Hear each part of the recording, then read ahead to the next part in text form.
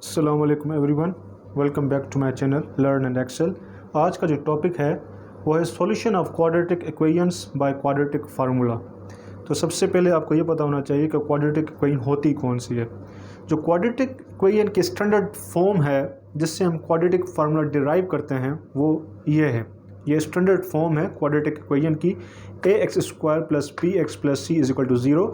यहाँ पे a not equal to 0 है। ठीक है, जो x² का कोफिशेंट है वो 0 नहीं है, क्योंकि ये 0 होगा तो ये x² भी 0 हो जाएगी। तो हमारे पास जो इक्वेशन बन जाएगी वो लीनियर इक्वेशन बन जाएगी। यूँ समझें कि वो एक वेरिएबल की इक्वेशन बन जाएगी। ठीक हो गया। इसका जो रूट होगा, जो क्वाड्रेटिक इक्वेशन के बगैर रूट है, वो उसका रूट या आंसर 1 होगा। क्वाड्रेटिक इक्वेशन का मकसद यही है कि उसके रूट्स 2 होते हैं। ठीक है, 2 उसके मतलब सॉल्यूशंस निकलते हैं। इस स्टैंडर्ड फॉर्म क्वाड्रेटिक इक्वेशन से हमने डिराइव किया है क्वाड्रेटिक फार्मूला। अभी हमें इसके प्रूफ में जाने की ज़रूरत नहीं है, हमें सिर्फ चीज़ें फ़िलहाल देखनी है, उनको ऑब्ज़र्व करना है। क्वाड्रेटिक फार्मूला हमारे पास ये है, x is equal to -p plus minus b² minus 4ac square root divided by 2a। अब यहाँ पे a नॉट इक्वल टू 0 है, क्योंकि यहाँ अगर a 0 हुआ तो ये सारी चीज़ क्या हो जाएगी, अनडिफाइंड हो जाएगी, इनफाइनाइट हो जाएगी। ठीक है, तो डिनोमिनेटर हम पहले भी पढ़ के आए हैं, हमेशा ये कंडीशन हम देते हैं कि a या कोई भी जो डिनोमिनेटर है वो 0 के इक्वल नहीं होगा, वरना वो सारी चीज़ अनडिफाइंड हो जाएगी, इन्फिनिटी में चली जाएगी। एंड फॉर ऑल, इस सिंबल को भी मैंने आपको बताया था जब हम सेट्स स्टडी कर रहे थे। सेट्स में हमने बताया था कि this symbol means for all A B C जितने भी हैं वो यहाँ पे elements A B C belongs to, इस सिंबल का भी मतलब मैंने आपको बताया था, बिलोंग्स टू आर। और आर क्या है, नोटेशन है रियल नंबर्स की। अभी हम एक एग्जांपल देख लेते हैं जिसको हम क्वाड्रेटिक इक्वेशन से भी सोल्व करते हैं और उसके फैक्टर्स बना के भी उसको सोल्व करके देखते हैं। 2 वेज में उसको सोल्व करते हैं। तो ये एक एग्जाम्पल है। एग्जाम्पल में क्या पूछा जा रहा है, find the solution set of 2x² minus 7x plus 6 is equal to 0।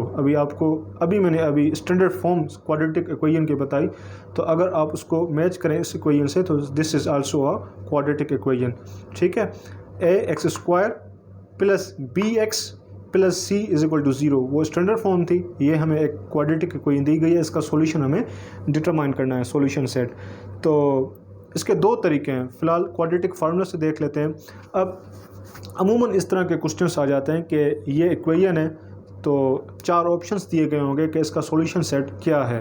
तो आपको करेक्ट जो ऑप्शन है वो आपने इनसर्कल करना है, शेड करना है। करेक्ट ऑप्शन आपको तब पता चलेगा जब आपको तरीका आता हो कि इसका सॉल्यूशन सेट निकालते कैसे, डिटरमाइन कैसे करते हैं। So there are 2 ways to determine the solution set of such equations. सबसे पहला जो है by using quadratic formula. Quadratic formula अभी हम पढ़ के आए, x is equal to -p plus minus b² minus 4ac square root divided by 2a। तो सबसे पहले आप जो भी क्वाड्रेटिक इक्वेशन आपको गिवन होगी, आपने पहले ये देखना है कि उसमें a क्या है। You have to figure out what is a, what is p and what is c। आपको ये पता होना चाहिए कि स्टैंडर्ड फॉर्म क्या थी। स्टैंडर्ड फॉर्म थी ax² plus bx plus c is equal to 0। उसमें माइनस नहीं थी, उसमें प्लस थी। a यहाँ पे 2 है और b यहाँ पे क्या है, -7, क्योंकि स्टैंडर्ड फॉर्म ऑफ इक्वेशन में माइनस नहीं है, प्लस है। a is equal to 2, b जो है a 2 है, b इज इक्वल टू -7 है और c हमारे पास क्या है, कॉन्स्टेंट 6 है। यही हम जो वैल्यूज़ हैं इस क्वाड्रेटिक फार्मूला में पुट करेंगे, उसके बाद हमें सॉल्यूशन सेट मिलेगा। b -p -7, b जो है -7 है, प्लस माइनस b की जगह पे हमने -7 का स्क्वायर ले लिया, b² था, -4ac, a की जगह हमने 2 रखा है और c की जगह हमारे पास क्या था, 6 था। और 2a हमारे पास क्या है, यहाँ पे a हमारे पास 2 है, 2 रख लिया। माइनस माइनस प्लस हो जाएगा, 7 प्लस माइनस -7 होल स्क्वायर। तो ये मैंने एक्सपोनेंट के लेक्चर में बताया था कि अगर एक्सपोनेंट के लेक्चर में हमने ये चीज़ पढ़ी थी, a पावर समथिंग था, a पावर n था। ठीक है, उसमें मैंने तफसील में बताया था कि अगर यहाँ पे नेगेटिव नंबर हो और n हमारे पास जो पावर है वो इवन हो तो रिजल्ट में क्या आएगा, पॉजिटिव नंबर ही आएगा, ठीक है।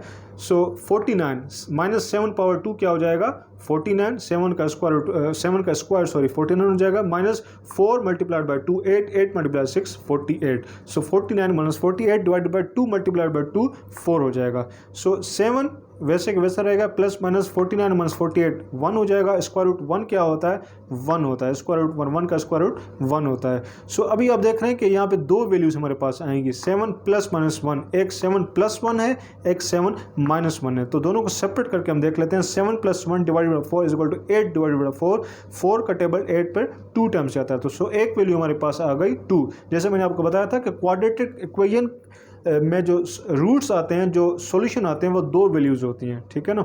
तो एक हमारे पास जो रूट आ गया वो 2 है, और दूसरा हमने यहाँ पे प्लस लिया था, अभी हम माइनस लेंगे। 7 minus 1 divide by 4 is equal to 6 divide by 4। So इस पर इसका 2 का टेबल जाएगा दोनों पर, 3 डिवाइडेड बाई 2 हो जाएगा। सो दो वैल्यूज़ हमें मिली। हमें क्या पूछा गया था, सॉल्यूशन सेट पूछा गया था।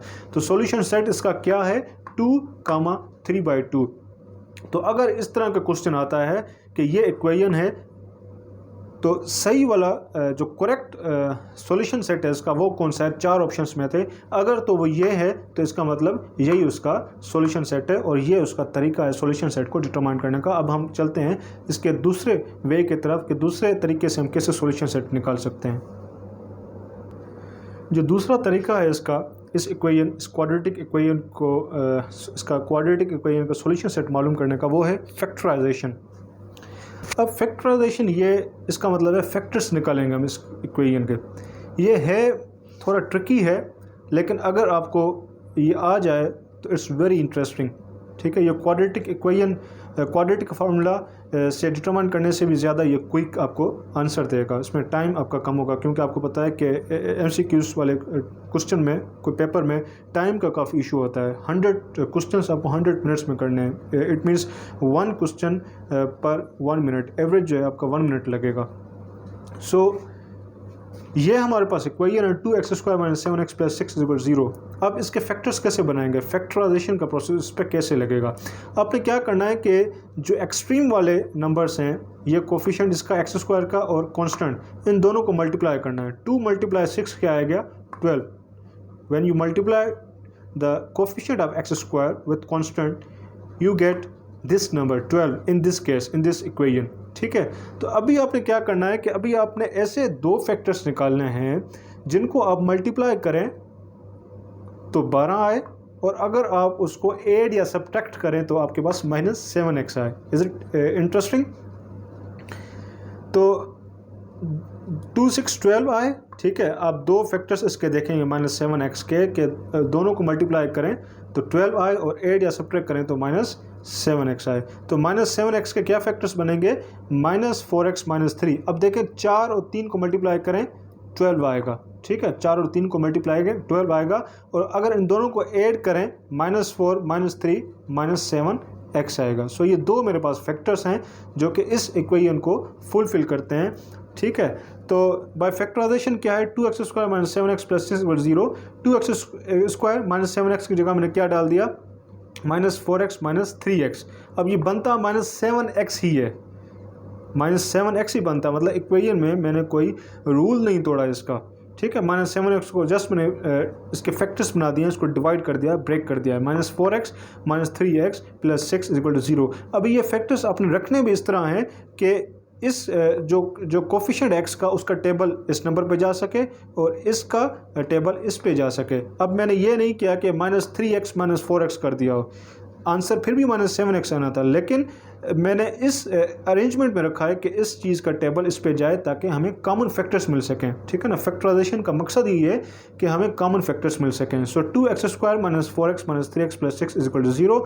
अभी हम क्या करना है, कॉमन लेंगे। यहाँ से कॉमन क्या चीज़ आती है, 2x कॉमन लेंगे, x को ब्रैकेट में डाल देंगे, 2x × x, x 2x² हो जाएगा। सेम थिंग माइनस, अब 2x² और 4x मल्टीप्लाई कैसे करेंगे, 2 यहाँ पे रख देंगे, ठीक है। x - 2, 2 कॉमन ले लेंगे, 2 × 2 क्या आ जाएगा 4x आ जाएगा, जो कि सेम चीज़ है। सिमिलरली -3 यहाँ पे कॉमन 3 लेंगे, x को अंदर ब्रैकेट में रखेंगे, -2, -3 × x -3x आ जाएगा। यहाँ पे साइन प्लस है तो आपने यहाँ पे साइन क्या देनी है, माइनस देनी है। क्यों, क्योंकि जब ये ब्रैकेट आप इसको खोलेंगे, ओपन करेंगे तो माइनस से पहले मल्टीप्लाई होगा, प्लस होगा, फिर 3 2 से मल्टीप्लाई होगा, +6 आएगा। सो आपने साइंस का भी खास ख्याल रखना है। अगर साइंस सही नहीं होगा आपका तो आपका सॉल्यूशन सेट एक्यूरेट नहीं आएगा, सही नहीं आएगा। अब आपने ये भी चीज़ नोट करनी है कि दोनों जो दोनों ये ब्रैकेट बनेंगे ये दोनों सेम होंगे, ये दोनों चीज़ सेम होगी। अगर यहाँ पे आपने अगर दोनों सेम नहीं आ रहे तो इसका मतलब आपने साइन में कोई गड़बड़ी की हुई है, ठीक है। तो ये दोनों सेम आएंगे, दोनों को हमने कॉमन ले लिया, एक ले लिया है, बाकी कौन सा फैक्टर बनाया, बाकी 2x - 3 को हमने दूसरा फैक्टर बना लिया है, = 0 कर दिया। इसका क्या मतलब है कि x - 2 भी 0 के इक्वल है और 2x - 3 भी 0 के इक्वल है। तो x - 2 = 0 क्या आ जाएगा, x = 2 आ जाएगा, और 2x - 3 = 0 क्या आ जाएगा, x = 3/2। अगर आपको याद हो तो ऐसा क्वेश्चन 13 सितंबर को जो टेस्ट हुआ था, मैंने उसकी वीडियो भी बनाई है, सॉल्व करके दिखाया है। तो ऐसे ही क्वेश्चन आया था कि x - 2 ब्रैकेट में और 2x - 3 ब्रैकेट में = 0 है, तो x की वैल्यूज़ क्या होंगी। तो सिंपल आपने क्या करना है कि x - 2 को 0 के इक्वल करना है, 2x - 3 को 0 के इक्वल करना है, फिर आपने x की वैल्यू सिमिलरली उसके अकॉर्डिंगली डिटरमाइन कर लेनी है, ठीक है। तो सॉल्यूशन सेट यहाँ पे पूछा था इस इक्वेशन का, तो सॉल्यूशन सेट क्या आया हमारे पास, एक वैल्यू 2 है, दूसरी वैल्यू 3/2 है। अगर आपको याद हो तो यही सॉल्यूशन सेट हमने क्वाड्रेटिक फार्मूला यूज़ करके भी यही हमने हासिल किया था, और फैक्टराइजेशन से भी हमने यही हासिल किया। इसका मतलब प्रोसीजर दोनों सेम है, आंसर भी सेम ही होगा। सो 2 तरीके हैं क्वाड्रेटिक इक्वेशन को सॉल्व करने के। सो उम्मीद है कि ये आपको चीज़ें समझ आई होंगी। प्लीज़ इसको सीरियसली लीजिएगा कि इस तरह के क्वेश्चंस आ रहे हैं एग्ज़ाम में। 13th को भी आया था, आज भी आया था। सो प्लीज़ इस प्रोसेस को समझ लें ताकि आप सॉल्यूशन सेट को डिटरमाइन कर सकें। Thank you.